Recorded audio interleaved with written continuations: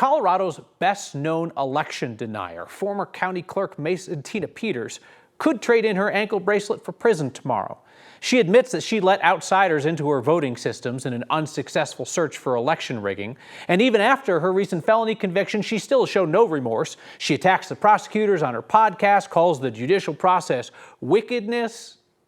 Bold strategy. Tomorrow we see if it pays off for her. Our Mark Salinger joins us from Mesa County, where the former Republican clerk and conspiracy theory folk hero of a sort will learn her fate in the morning. Mark?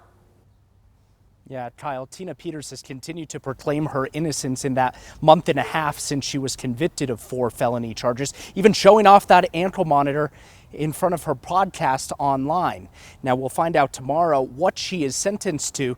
She's facing up to roughly 2 decades in prison, though she could walk out of here facing no prison time at all.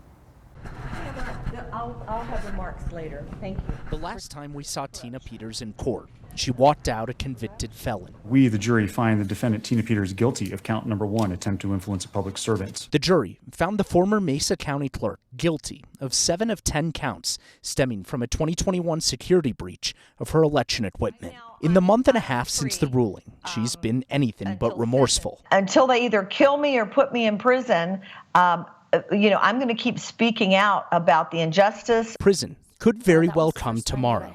Prosecutors say she granted conspiracy theorists illegal access to voting systems in her county as she searched for proof of voter fraud. Peters has falsely claimed that Denver-based Dominion voting systems rigged the election against Donald Trump.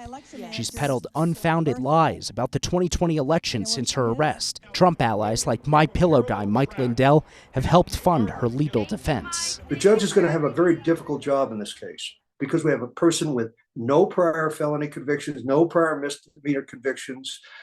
It's a nonviolent crime, first-time offender, but it's a defendant who has been absolutely without remorse and, in fact, quite arrogant about her conduct. 9 News legal expert Scott Robinson points out there is no minimum mandatory sentence in this case.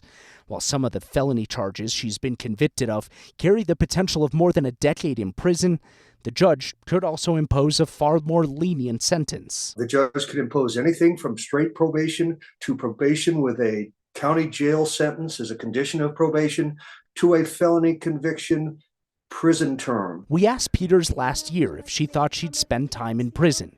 Even then, she never seemed to acknowledge that potential reality. What do you think the chances are that you and or Donald Trump are in prison a year or 2 from now?